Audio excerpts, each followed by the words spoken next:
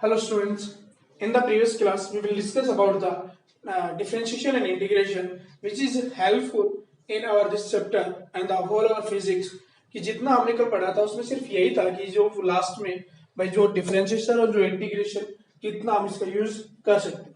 सो अभी तक आप लोग एसोलेशन तक कंप्लीट कर चुके हैं। भाई एसोलेशन क्या था, एसोलेशन के बाद जो हम पढ़ रहे हैं दैट इज इंपॉर्टेंट। तो एसोलेशन के बाद हम पढ़ेंगे equation of motion by the graphical method. तो ग्राफिकल मेथड जो भाई हमारे पास दो मेथड होते हैं कि एक ग्राफिकल मेथड होता है और एक होता है हमारे पास कैलकुलस मेथड।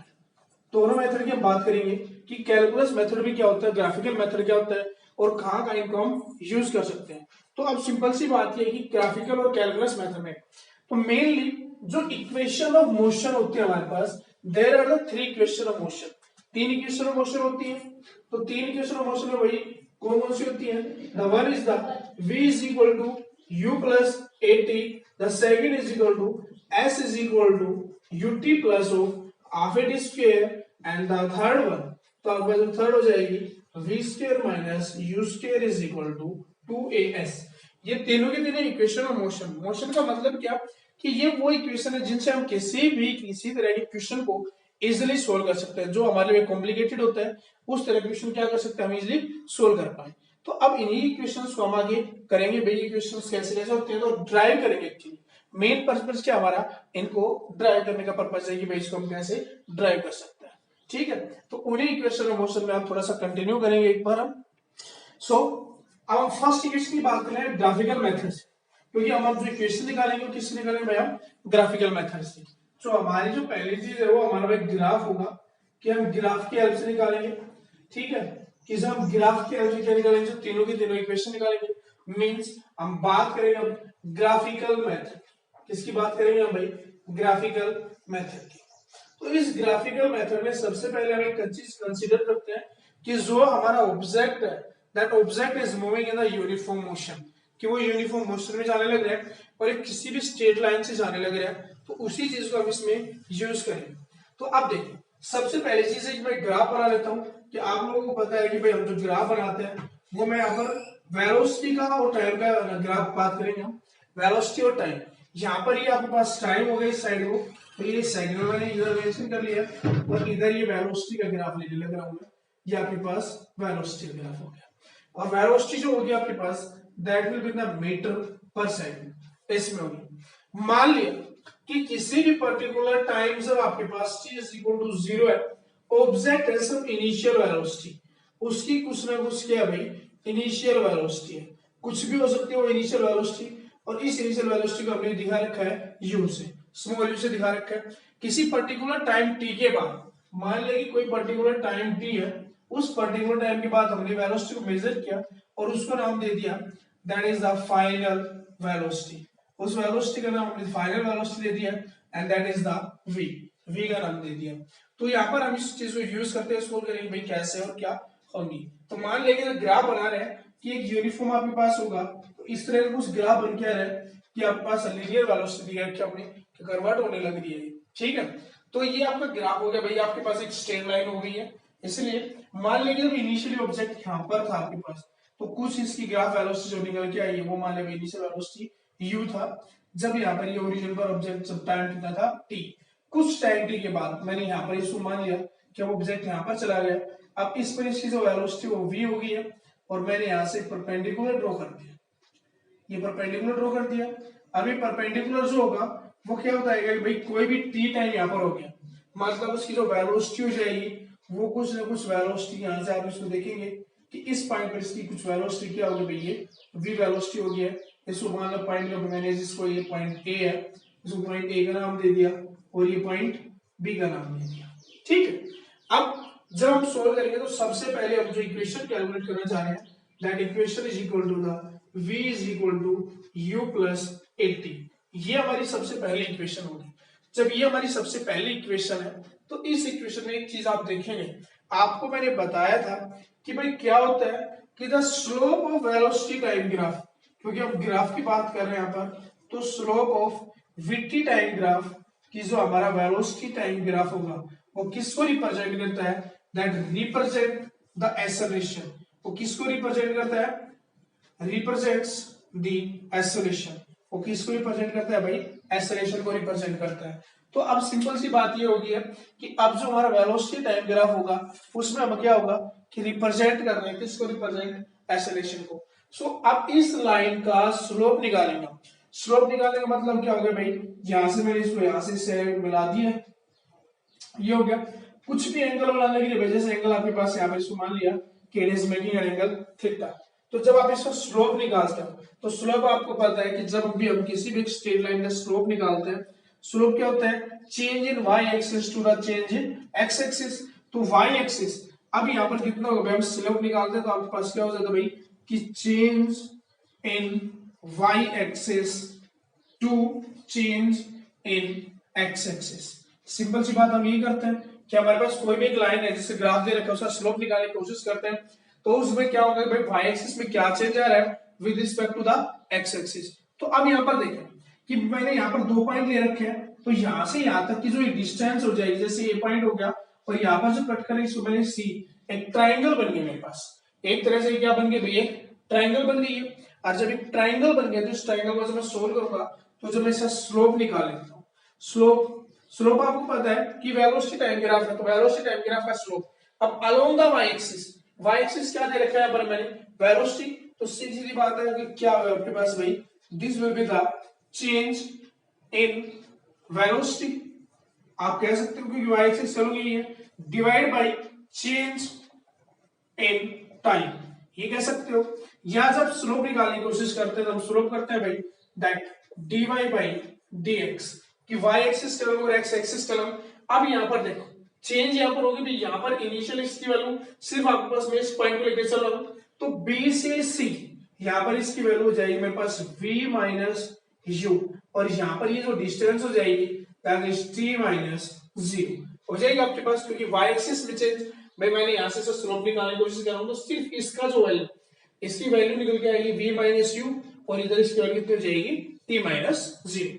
तो सो आप सोल्व करेंगे भाई, आपके पास सोल्व करो तो ये हो जाएगा भाई v minus U upon t minus 0। अब इसको जब रिअरेंज करेंगे तो that is equal to the, अब ये स्लोप किसके बराबर होता है भाई? एक्सेलरेशन के बराबर। जब स्लोप एक्सेलरेशन के बराबर होता है तो आपको पता है कि slope is acceleration that is equal to the v minus U upon t। Calculate करें इसको, रिअरेंज करने पर आपको ऐसे निकल के आएगा that v is equal to u plus at। This is our first equation of motion that is derived from the graphical method। यहाँ पर आपकी ये इक्वेशन ऑफ मोशन क्या है? ग्राफिकल मेथड से ड्राइव की गई है। लेकिन कई बार क्वेश्चन में यहाँ पर पूछ सकते हैं कि भाई चलो इनिशियल टाइम तो मैंने यहाँ पर t आपके पास 0 रख दिया, लेकिन जरूरी थोड़ी ना कि वो हमेशा ही आपके पास टाइम 0। तो आप उसमें क्या करें भाई? मान लो कि कहते हैं कि भाई जब टाइम t1 हो गया, दूसरा टाइम t2 हो गया, उस टाइम पर क्या होगा? तो सिर्फ यहाँ पर एक छोटा सा चेंज आएगा। if the time is t1 the velocity will be the v1, the time is t2 velocity will be t2। तो आपके पास जब ये सोल्व करें तो सोल्व करने पर यहाँ पर भाई इनिशियल और फाइनल मैंने 0 से स्टार्ट किया था, लेकिन कोई भी पर्टिकुलर टाइम दे दे भाई, जरूर थोड़ा ना कि भाई यही दे रखा आपके पास t1 0 हो या t2 t हो। अगर मान लो कि नहीं है तब कैसे करेंगे? तब के लिए देख हम मान के कंडीशन बना देते हैं कि भाई मैंने कंडीशन देख लिया, हमारे फर्स्ट इक्वेशन निकल के आ गई। अगर ये बोलता है कि टाइम मेरे पास t1 टाइम है और एक t2 टाइम है, इस टाइम पर जो वेलोसिटी होगी वो v1 होगी और इस पे वेलोसिटी कितनी होगी? v2 होगी।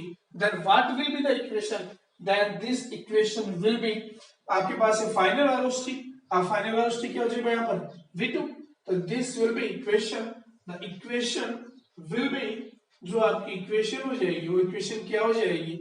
That v2 is equal to v1 plus a t2 minus of t1। यहाँ पर आपकी इक्वेशन क्या हो जाएगी भाई? इस तरह से आपकी इक्वेशन सोल्व हो जाएगी। आप इसको v नोट भी यूज कर सकते हो, क्योंकि कई बुक्स में आपके पास यहाँ पर इसको v नोट इनिशियल वेलोसिटी के रूप में इसको यूज किया हुआ है। v1 को इन्होंने कई जो बहुत सारी अलग अलग बुक्स है उनमें इसको v नोट भी यूज किया हुआ है इनिशियल वेलोसिटी। तो उससे कोई ये नहीं कि भाई सर आपको पूछे कि सर v नोट क्या है या v1 क्या है। ये v1 v नोट और u all are the initial velocities, कि यहाँ पर आपकी क्या होंगे भाई? Initial velocity. तो यहाँ पर हमने अपने इक्वेशन मोशन की फर्स्ट जो इक्वेशन वो क्या कर लिया भाई? ड्राइव कर लिया। Now what is the second equation जो हमने लिखा था भाई, s is equal to UT plus half AT square. तो s is equal to UT plus of half AT square. अब उस इक्वेशन को फिर से एक बार ड्राइव करते हैं। तो ड्राइव करने के लिए चलिए देखते हैं भाई कैसे क्या कुछ करेंगे। चलिए देखिए, जैसे कि जो सेकंड इक्वेशन मोशन है that s is equal to ut plus of half AT square, ये आपकी सेकंड इक्वेशन ऑफ मोशन है।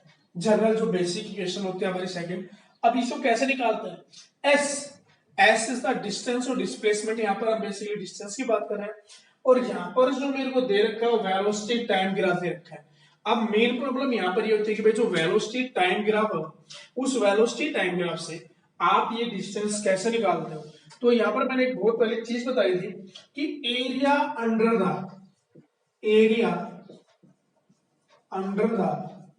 वेलोसिटी टाइम ग्राफ, कि आपका जो वीटी टाइम ग्राफ होता है ना, उसका जो एरिया होता है वो किसको रिप्रेजेंट करता है? दैट रिप्रेजेंट द डिस्टेंस और डिस्प्लेसमेंट। अगर यहाँ पर वेलोसिटी है तो डिस्प्लेसमेंट हो जाएगा, और अगर स्पीड होगा तो आपके पास डिस्टेंस हो जाएगा। तो आपके पास वो डिस्प्लेसमेंट को रिप्रेजेंट कर रहा होता है। बता दी चीज कि area under the velocity time graph that always represent the distance और डिस्प्लेसमेंट। तो भाई हम सिर्फ इसी चीज को यूज करेंगे कि अब अगर मुझे डिस्टेंस निकालना है तो इसका मतलब सीधी सीधी बात है कि भाई this s is equal to area under VT graph, कि अब आपके पास जो वीटी ग्राफ होगा उसको निकालना है तो कैसे निकालेंगे? अब एक चीज होती है भाई, एरिया निकालने के लिए दो तरीके हैं और उन दोनों तरीकों को यूज करके हम दो डिफरेंट इक्वेशन निकालेंगे, क्योंकि थर्ड इक्वेशन में भी s यूज हो रहा है कहीं ना कहीं।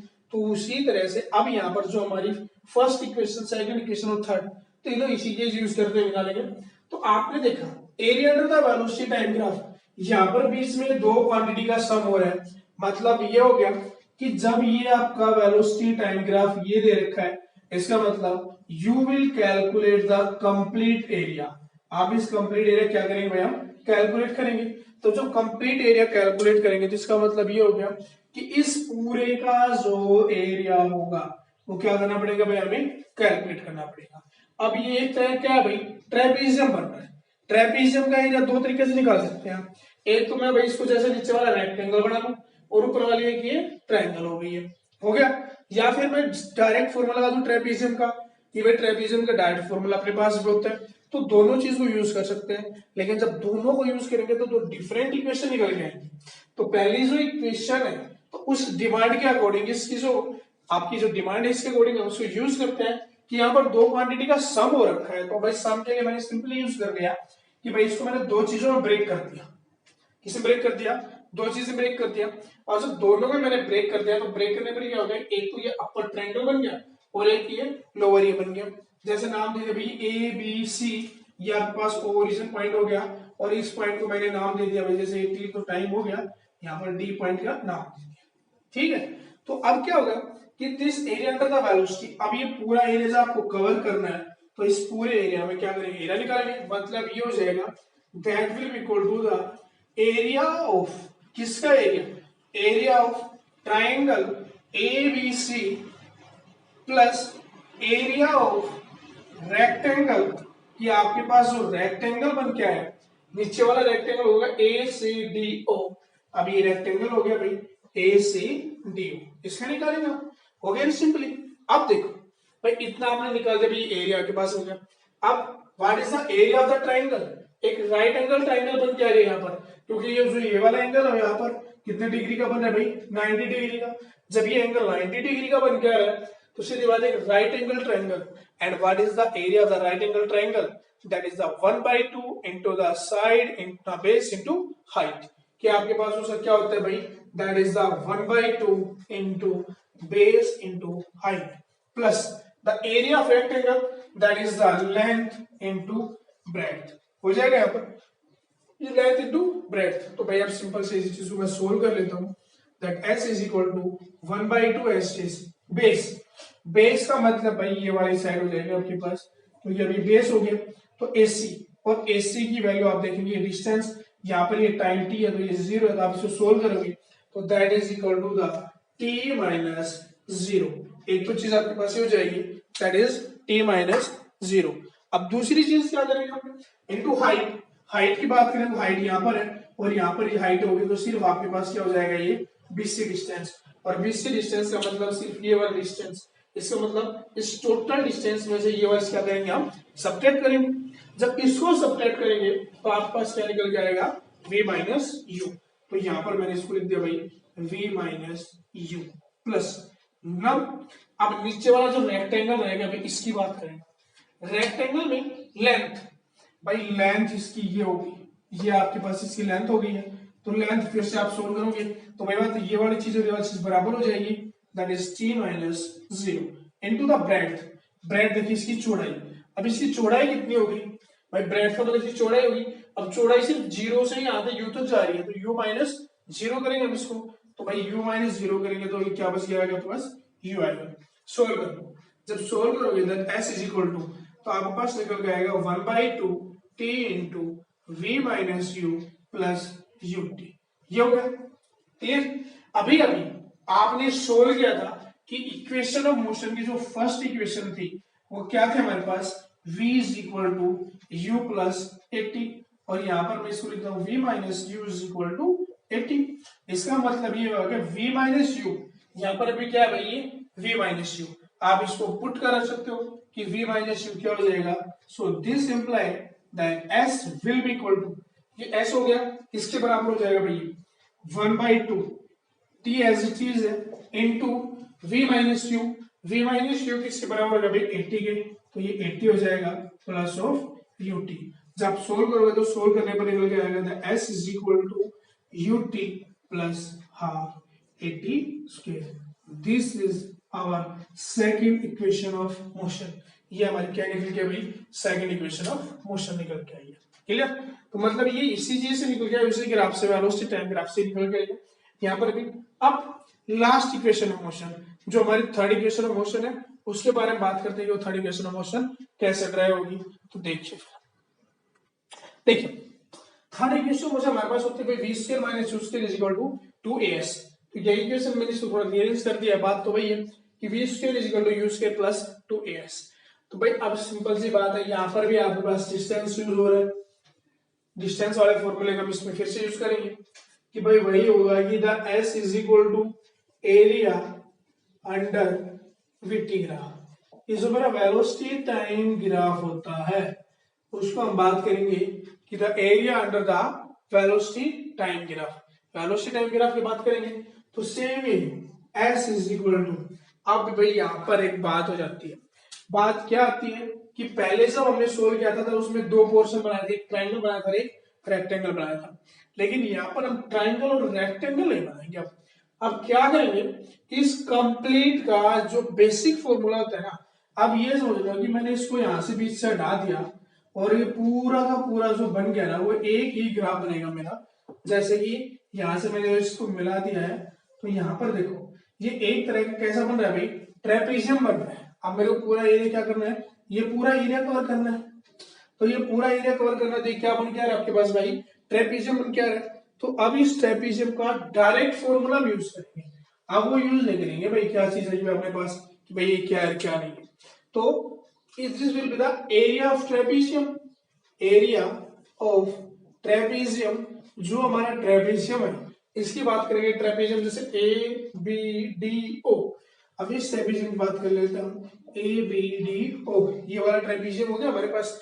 तो इसका फॉर्मूला आपको पता है कि एरिया ऑफ द ट्रेपेजियम होता है that is the 1/2 into sum of parallel sides, कि जो हमारी जो पैरेलल साइड होती है उनका sum into the perpendicular distance between two parallel sides, या जिसको हम बोल सकते हैं कि हाइट, एक बेसिक सी चीज बोलते हैं उसको हाइट। हाइट क्या होती है कि जो दो पैरेलल लाइंस होती हैं, जैसे कि एक ट्रेपेजियम हमारे पास इस तरह का कोई भी ट्रेपेजियम बना रखा है हमने, ये ट्रेपेजियम होगा, इन दोनों की जो पैरेलल लाइंस हैं, इन पैरेलल लाइन के बीच की जो डिस्टेंस होती है, ठीक है, उस डिस्टेंस को क्या बोलते हैं भाई, हम हाइट बोलते हैं। ठीक है, या बोल सकते हो कि the perpendicular distance between the two parallel lines, इन दोनों पैरेलल लाइंस के बीच जो परपेंडिकुलर डिस्टेंस होती है उसको क्या नाम देते हैं हम भाई, हाइट का नाम देते हैं। तो उसी चीज को यूज कर लेते हैं, the s is equal to 1/2 sum of parallel sides. अब इसमें पैरेलल कौन कौन सी है, ये और ये तो पैरेलल है नहीं, पैरेलल आपके पास ये वाली साइड है और ये वाली साइड है, मतलब कि AO प्लस DP, भाई ये हो गया आपके पास that is the AO plus DP into height, height तो भाई यही रहेगी, इन दोनों के बीच की जो परपेंडिकुलर डिस्टेंस है वो यहां से यहां तक की परपेंडिकुलर डिस्टेंस, आप सिंपली इसको OD बोल सकते हो। मींस ये होगा आपके पास दैट इज द 1/2 इनटू ये डिस्टेंस कितनी है भाई U प्लस DB, DB यहां से स्टार्ट होगी यहां तक जा रही है, तो आप देखेंगे कि ये पूरी डिस्टेंस किसके बराबर हो जाएगी भाई V के बराबर हो जाएगी इनटू OD, OD क्या है आपके पास यहाँ पर T टाइम हो गया, तो दैट इज द T हो गया। अब इसको सिंपली सोल्व करेंगे हम, तो that S is equal to 1/2 V plus U into T, ये चीज निकल गया आपको। लेकिन अब प्रॉब्लम यहाँ पर ये आती है कि भाई हमारी इस क्वेश्चन में तो कहीं पर भी टाइम पीरियड नहीं है टाइम पीरियड, लेकिन दूसरी चीज टाइम तो नहीं है लेकिन एक्सेलरेशन जरूर है, तो सेम वही चीज हम यहाँ पर करेंगे कि इस टाइम को तो एलिमिनेट करेंगे और इसकी जगह पर क्या करेंगे एक्सेलरेशन लेके आएंगे।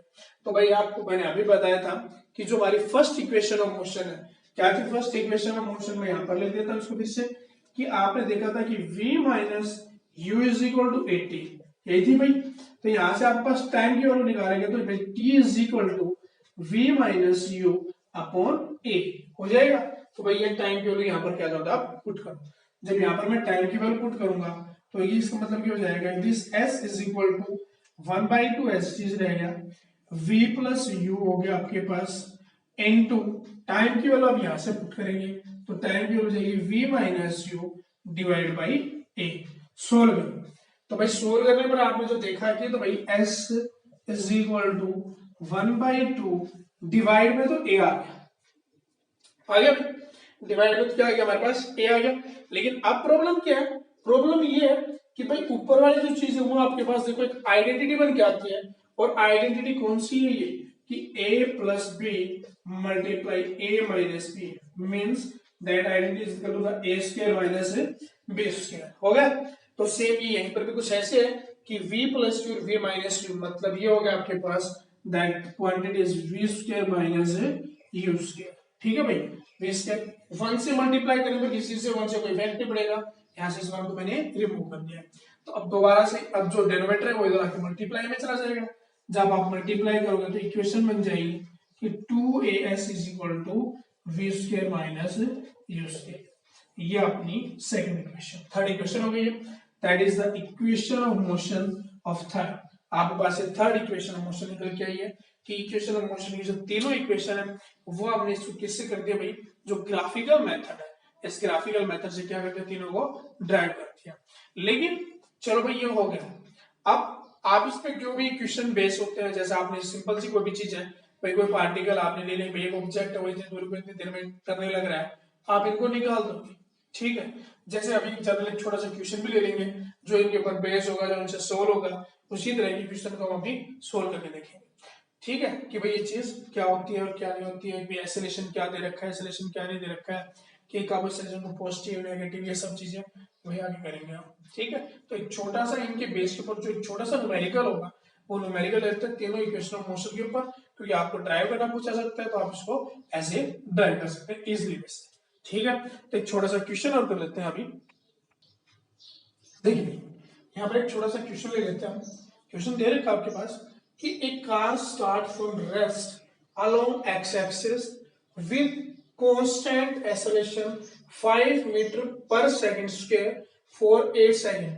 मतलब ये कि एक कार रेस्ट से स्टार्ट हो रही है, अगर भाई रेस्ट से स्टार्ट हो रही है तो इसका मतलब ये हो गया कि अगर कोई भी आपके पास एक कार है, अगर रेस्ट से स्टार्ट हो रही है मतलब उसकी इनिशियल वेलोसिटी कि जब स्टार्टिंग में थी इनिशियल वेलोसिटी कितनी हो जाएगी इसकी 0, यू क्या हो गई है इसके लिए 0, इनिशियल वेलोसिटी क्या होगी है 0। चलिए फॉर 8 सेकंड्स, मतलब कि भाई वो कंप्लीट उसका जो एक्सेलरेशन है वो रहा 5 metre per second for 8 second. 8 second के लिए उसने क्या एक्सेलरेशन रखा है भाई, टाइम दे दिया यहाँ पर उसने 8 सेकंड का, ठीक है। एक्सेलरेशन उसने दे दिया 5 मीटर पर सेकंड स्क्वायर, इतना दे दिया। अब उसके बाद वो रखा है इफ इट, अगर ये कंटिन्यू विथ कांस्टेंट वेलोसिटी, बाद में इसने सेकंड केस भी लगा दिया। सेकंड केस में क्या करेगा कि भाई वेलोसिटी क्या है, अब इसकी वेलोसिटी कांस्टेंट है। वेलोसिटी क्या है, कांस्टेंट है, मतलब कि 8 सेकंड तक तो इसका जो एक्सेलरेशन कांस्टेंट था, वेलोसिटी इंक्रीज हो रही थी, कोई दिक्कत नहीं है, लेकिन 8 सेकंड के बाद इसने अपनी वेलोसिटी क्या कर दिया भाई, कांस्टेंट कर दिया। तब आपको ये बताना है कि what distance will be covered in 12 second. यहाँ पर अभी इसने बोलता है कि भाई जो टोटल टाइम दे रखा है ना, that total time that is 12 second. कितना दे दिया भाई, 12 सेकंड। कब, since start from the rest, बोले कि जब ये रेस्ट से स्टार्ट हो रही है तब से आपको कैलकुलेट करना है कि तब से इसका टोटल टाइम क्या रहेगा। तो अब देखें यहाँ पर एक चीज है कि जब टोटल टाइम की हमने बात की है तो यहाँ पर दो केस बन रहे हैं कि पहला केस तो ये है कि यहाँ पर यूनिफॉर्म एक्सेलरेशन, इसे बोल रखा है कि भाई कांस्टेंट एक्सेलरेशन है, यहाँ पर कांस्टेंट एक्सेलरेशन, उसके लिए हम क्या करेंगे, फाइनल वेलोसिटी निकालेंगे पहले कि भाई जब 8 सेकंड उसकी खत्म हुई तो 8 सेकंड खत्म होने पर उसकी फाइनल वेलोसिटी क्या थी और उस 8 सेकंड के दौरान उसने टोटल कितनी डिस्टेंस ट्रेवल की, वो चीज कैलकुलेट करेंगे। दूसरी कंडीशन यहां पर आ जाती है। दूसरी कंडीशन क्या होती है कि भाई 8 सेकंड के बाद अपनी वेलोसिटी को तो कांस्टेंट रखता है, अगर वेलोसिटी कांस्टेंट करेगा तो भाई एक्सेलरेशन क्या होगा, वो चीज सोचेंगे हम। और बोल रहे हैं कि उसके बाद वो 12 सेकंड चल, मतलब कि टोटल 12 सेकंड, मतलब कि 8 सेकंड को हमने पहले कवर कर दी, बाद में कितनी रह जाती है 4 सेकंड, तो फिर ये 4 सेकंड को कवर करेगा। तो वही चीज हम कैलकुलेट कर लेते हैं। तो पहले इस केस को लेके चलते हैं कि जो केस नंबर 1 है, केस नंबर 1 है, तो केस को मैं सोल्व कर लेता हूं। मैं पहले सिर्फ इस केस को लेके चलता हूं 8 सेकंड तक। तो भाई यहां पर देखो रेस्ट से स्टार्ट हो रहा है, इनिशियल वेलोसिटी 0 होगी, एक्सेलरेशन दे रखा है 5 मीटर पर सेकंड स्क्वायर, यहां पर आपके पास टाइम हो गया 8 सेकंड। अब इसने बोला क्या भाई डिस्टेंस कैलकुलेट करो, तो बेसिकली बात है डिस्टेंस कैलकुलेट करने के अभी अपने पास दो फॉर्मूले हैं। पहला फॉर्मूला तो आपके पास है कि the S is equal to UT 1 plus AT square, और दूसरा फॉर्मूला है V square minus U square is equal to 2as।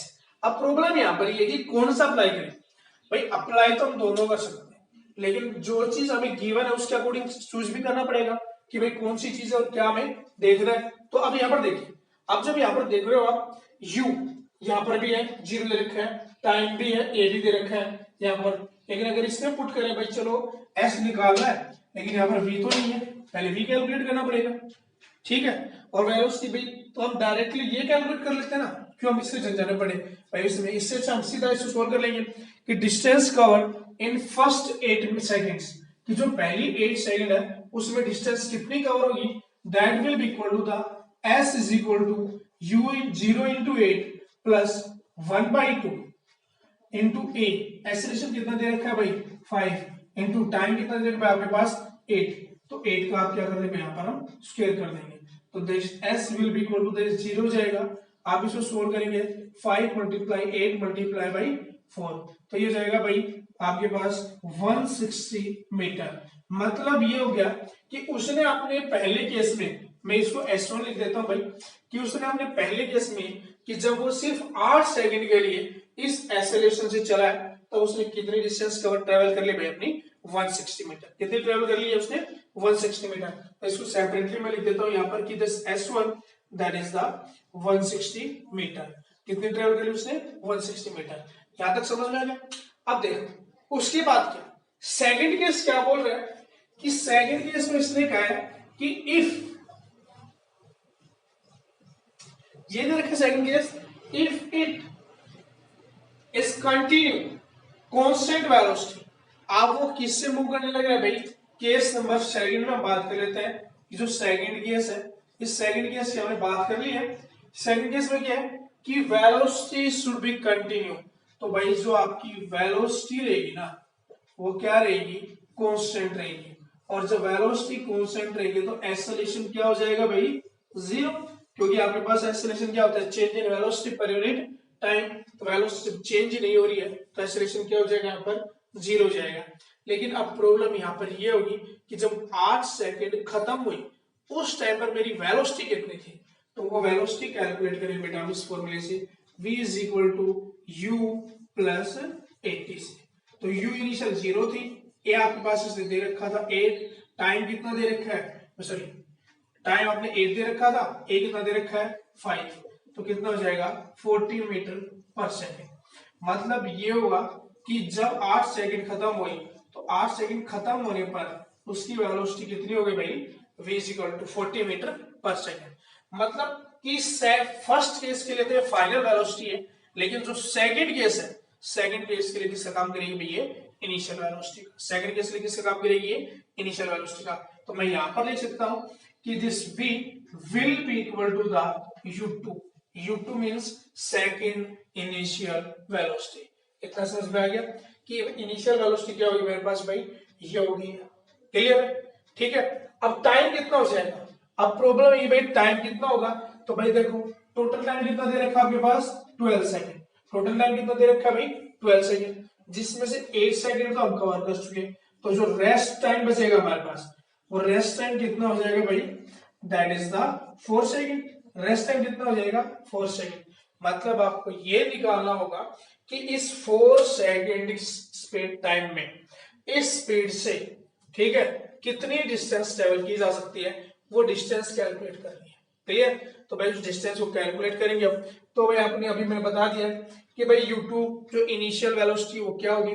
तो भाई इसको इन सारी चीजों के बाद अलग से लिखता हूं यहाँ पर कि initial of second case velocity 40 metre, acceleration for second case 0, time for second case that is the 4 second। हो गया। अब सिर्फ आपको निकालनी डिस्टेंस निकालनी है। तो डिस्टेंस का फिर से वही फॉर्मूला लगाएंगे। कौन सा फॉर्मूला है अपने पास, s is equal to ut plus half at square. क्योंकि भाई 4 सेकंड होता है, फिर वेलोसिटी निकालेंगे। इससे अच्छा हम फॉर्मूला यूज कर लेते हैं, s is equal to ut plus 1/2 half at square. हो गया 1/2 at स्क्वायर होगा भाई। अब देखिए सेकंड केस आपके पास, सेकंड केस के लिए फर्स्ट केस में तो आपने निकाल दिया था, सेकंड केस के लिए u इनिशियल वेलोसिटी कौन सी हो जाएगी भाई u2। तो मतलब ये हो गया भाई u2 t2 plus 1/2 a2 t2 square. u2 की वैल्यू कितनी है आपके पास 40, टाइम कितना दे रखा है 4 सेकंड, 1/2 एक्सेलरेशन कितना दे रखा है 0, टाइम वापस 4 का स्क्वायर करोगे, ये वाली तो पूरी टर्म 0 बन गई। ये वाली तो पूरी टर्म क्या बन जाएगी हमारे पास 0 बन जाएगी। जब ये वाली पूरी टर्म 0 बन गई है तो अब इसके बाद वाली टर्म देखेंगे हम भाई, इसके बाद ये खत्म हो गया, सोल्व करेंगे तो that s2 that is equal to the 160 metre. कितना निकल के आएगा भाई 160 मीटर। ठीक है। तो फर्स्ट केस में निकल के आएगा, सेकंड केस में निकल के आएगा। क्या पूछा था, what will be the total distance in 12 second. तो 4 सेकंड में तो ये कवर किया, 8 सेकंड में ये कवर किया, टोटल कितनी हो जाएगी आपके पास द टोटल डिस्टेंस। तो यहां पर कर देते हैं हम 16 आपके पास कि जो टोटल डिस्टेंस होगी, the total distance that will s is equal to s1 plus of s2 means 160 plus 160 that is 320 metre. कितने हुई बेटा 320 मीटर। ठीक है। तो बेटा हम इस तरह के जो क्वेश्चंस हैं इनकी प्रैक्टिस करेंगे कि भाई आप जो क्वेश्चंस हैं उनकी क्या, क्लियर।